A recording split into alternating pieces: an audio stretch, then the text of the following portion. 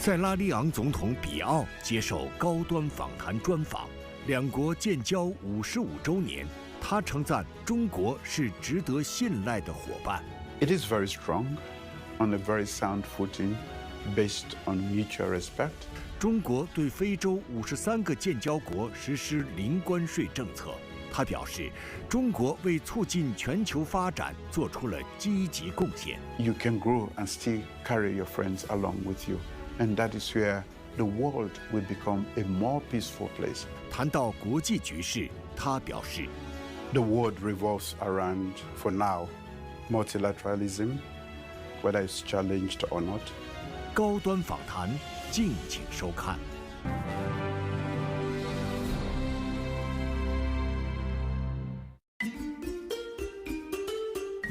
塞拉利昂位于非洲西部，与几内亚、利比里亚交界，濒临大西洋。建交55年来，中国与塞拉利昂关系发展顺利。2016年，中塞建立全面战略合作伙伴关系。2018年，中塞签署共建“一带一路”合作谅解备忘录，数十家中资企业在塞投资，为当地基础设施建设和农业、渔业等领域的发展注入活力。Mr. President Julius Maada Bio, thank you very much for taking your time and accept our interview. 2026 is a very important year for the relation between Sierra Leone and China because we will celebrate our 55th anniversary of diplomatic relations as well as and 10th anniversary of our comprehensive strategic cooperative partnership. So how do you assess the current Sierra Leone-China relations? It is very strong, on a very sound footing, based on mutual respect, and that is why I say it is a sustainable relationship.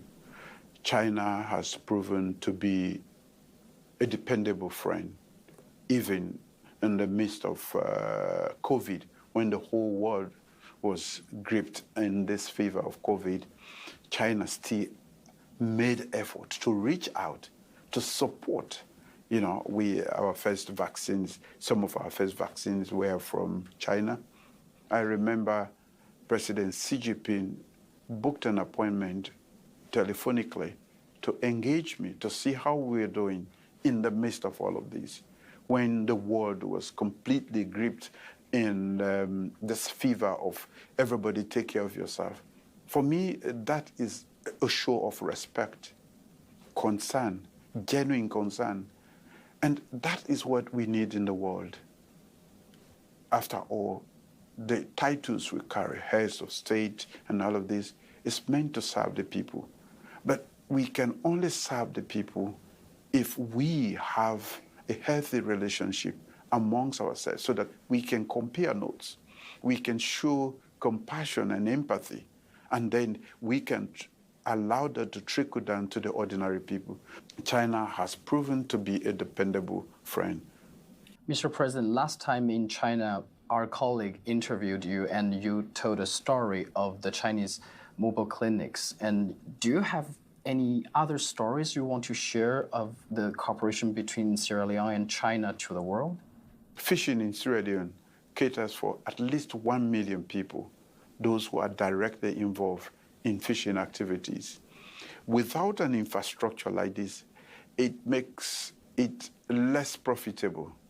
So instead of putting more layers of bureaucracy, China has decided to give us a fishing harbor with all the amenities that go with it, so that people who are gainfully employed in fishing can now make more profit.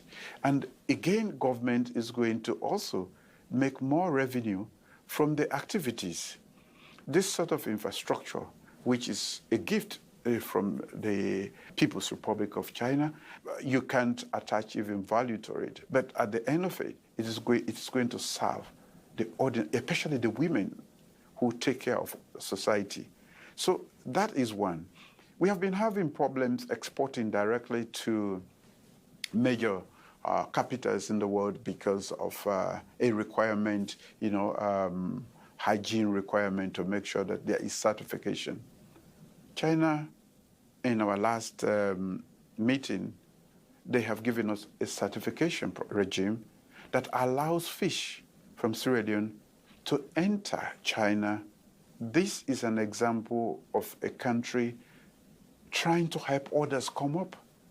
Instead of create that hurdle, I think it is better to help us deal with the certification process, which is what China has done. So now our fish can leave from Sierra Leone and enter markets in China, which is, and access to market is very important for us. So that is another example of a reliable friend looking genuinely at what is needed to help the nation and providing it. In 2024, when you visited China, you went to Wuhan, you visited Hubei Academy of Agricultural Institute. It seems food security is really dear and near to your heart. Can you share us what possible cooperation between Sierra Leone, China, or even broader region, let's say Africa and China, could enhance the food security, especially for Africa? Well, I once joked with President Xi Jinping. I told him, you are feeding comfortably 1.4 billion people. Please help me to feed just 8 million people. And one of the things he told me was that infrastructure is critical to agriculture, food security.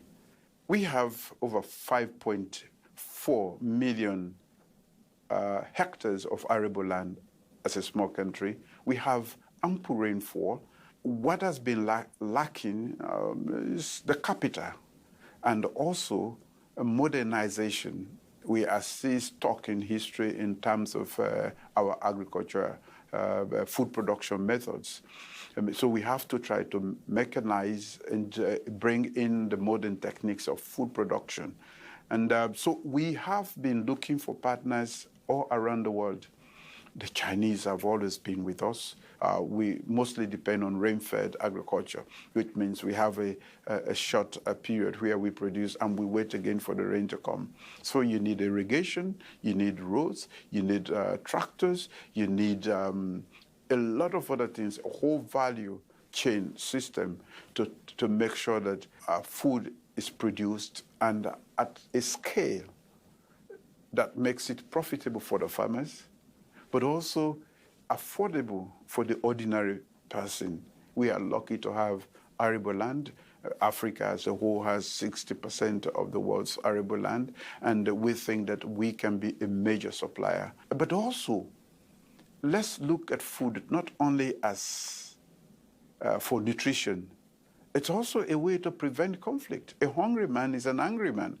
Agriculture itself, for now, until we are able to transform, is highly labor intensive, and 70% of our people are actually living in the rural areas where agriculture is their main preoccupation. So we want to be able to give jobs, livelihood to these people, especially the women and the youth who need to be employed. So China can be a partner for Sierra Leone in agriculture? China is a partner already. They've gone through a successfully agrarian revolution. And to the best of my knowledge, for all countries that we admire and are doing well as industrialized states, they have had to go through the agriculture path, food security. And I want food sovereignty in addition to political sovereignty. And that is why I'm pushing very hard to be able to succeed. 2026年是中非开启外交关系70周年，中方决定于2026年5月1日起，对53个非洲建交国全面实施零关税举措。这是中非携手共筑新时代全天候中非命运共同体的生动实践。由此，中国成为全球首个对所有非洲建交国和所有建交的最不发达国家实现单方面全覆盖零关税待遇的主要经济体。I don't know whether you noticed China's 15 five-year plan and the zero tariff treatment to Africa. For you, what do you think a strong Chinese economy could benefit Sierra Leone and the African continent? China is a great market. And I cited that instance of the fishing harbor and the certification process that we allow. But beyond that, China has made sure that products from who were friends of China could enter that market at zero cost, zero tariff. It is this sort of relationship wherein you give us access to a market of that magnitude, provided all the other criteria are met. So we are looking at a China that can grow with its friends. They are not mutually exclusive. You can grow and still carry your friends along with you. And that is where the world will become a more peaceful place. Mr. President, if I didn't get it wrong, there's a saying in Sierra Leone said you cannot tie a knot with just one hand. You have to use two hands, which means countries, no matter small or big, developed or developing, they have to work together to build a better future. What do you think of Chinese President Xi Jinping's vision for a all-weather China-Africa community with a shared future for the new era? What is your impression and interpretation for that? I think earlier on I referred to a meeting at a time when we were all isolated. Everybody was thinking about their own countries. Of course, we had COVID in China at the time, but he still had time to think about a small population, less than one of the cities in China, by far. For me, we need that sort of engagement at the highest levels for us to genuinely deep dive into our problems. Sharing table with him at a dinner, he told me the best way to a successful agrarian revolution is a highway, meaning stressing the importance of infrastructure, and have come to realize that you cannot embark on agriculture at scale without paying serious attention, investing in infrastructure. So that sort of experience sharing only takes place at that level. Mr. President, we Chinese people always say that it was our African brothers who carried People's Republic of China into the United Nations. Sierra Leone is also a penholder, a co-sponsor of the General Assembly Resolution 2758. But currently, a few people, they're saying that Taiwan's status is undetermined. What is the position of Sierra Leone on the Taiwan question? We have been very steadfast in our commitment to the One China policy. We believe that that is the way out at the end. And the One China policy is what we still support. So Taiwan is part of China? Correct. So which means Taiwan is actually an internal affair of China? Correct. 朱利叶斯·马达比奥从2018年起担任塞拉利昂总统，期间塞拉利昂当选2024至2025年度安理会非常任理事国，并2次担任安理会轮值主席。Mr. President, we're now in the office for President of the Security Council, which is a small office but actually carries quite big significance. So Sierra Leone has become a member of the Security Council since 2024. It's 2 years. Now, during the 2-year membership of the Security Council, Sierra Leone, actually, we saw big uncertainty in the world. And Sierra Leone, here in the UN, is a member of what we call a group of friends of the Global Development Initiative. We have to recognize, as we normally say, that the world is a village today. And if it is a village, then we have to take care of one another. And that is what I admire China for. They have been open and willing to help other countries. China is a successful example of a country that has made so much progress in the last 50 years. And they have the experience that we can learn from. And you've been here twice to preside a high-level open debate. So during the tenure, what has Sierra Leone learned from your experience as a member of the Security Council? First, I must say it's an honor and a great learning experience for Sierra Leone. The world revolves around, for now, multilateralism, whether it's challenged or not. And being at the Security Council means you are at the center. And to have had the opportunity to preside over the Security Council twice, it's a great opportunity. We've learned quite a lot. It creates the opportunity for you to understand world politics at the highest level and how you navigate the many challenges. These are very eventful times in the history of the world.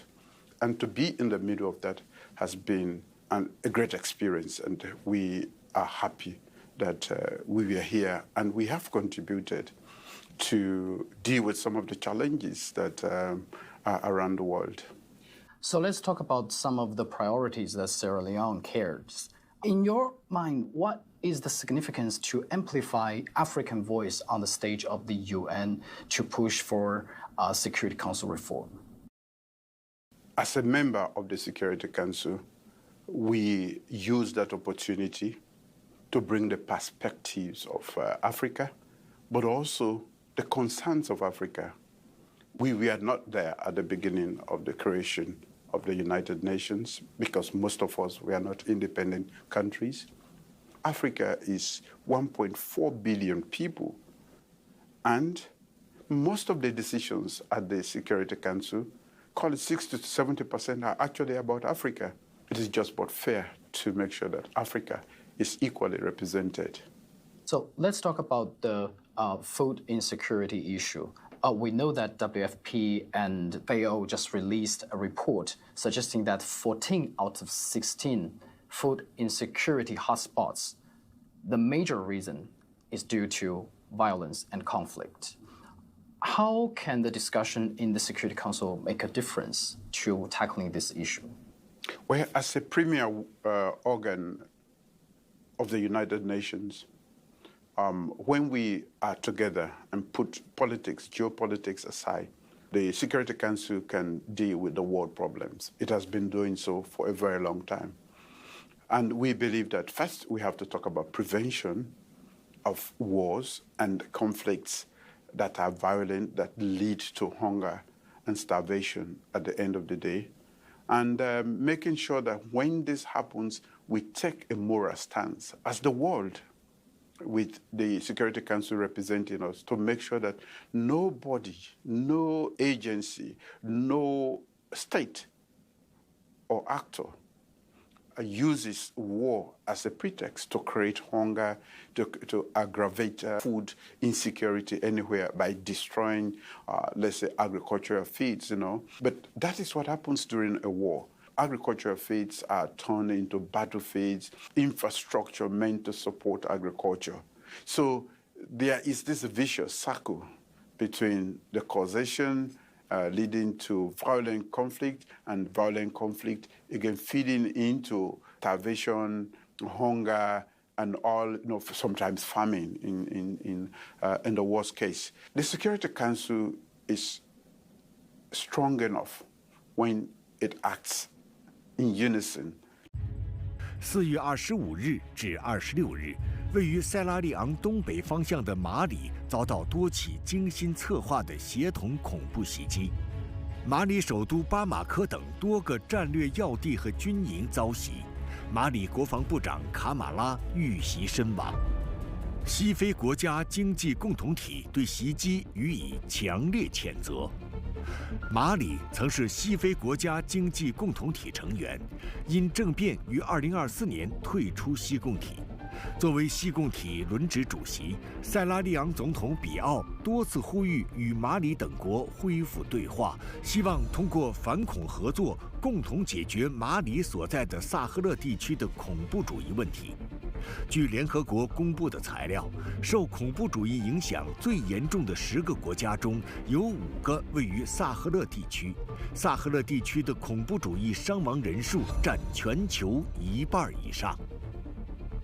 Mr. President, let's talk about Africa. We know that Sierra Leone pays close attention to Sahel region, a belt that south of Sahara expand several countries. What do you think is the challenge in Sahel region and why it's an important issue for Sierra Leone, maybe even for the world? By geography, we are bound together with the AES and also call it the Sahel region. We are in the same continent, and whatever befalls them is likely to befall us. They are under the grip of threat of terrorism, who have created a lot of chaos, who continue to put pressure on the state apparatus. And they are not only a threat, they are threatening to security, but also threatening to dismantle the states in this area. It is incumbent upon us as the international community or the world, but first, we the neighbors, to make sure that we do not let that befall them. It is beyond the scope of those countries and us also as neighbors to handle that. And we are asking for a global coalition and through the United Nations Security Council, which we should deal with threat of international proportion. Mr. President, we know there are two kinds of voices about Africa. One said that Africa's solutions for African problems. The other one said African continent need more attention from the international community. Do you think these two voices are somehow contradictory, and what do you take of them? They are not contradictory. They are mutually supporting each other, because we live in a world and we are part of the world. So our problems cannot be treated in isolation. For the most part, some of the challenges we encounter in Africa have more exogenous influences than the internal dynamics of Africa. So we cannot deal with them in isolation.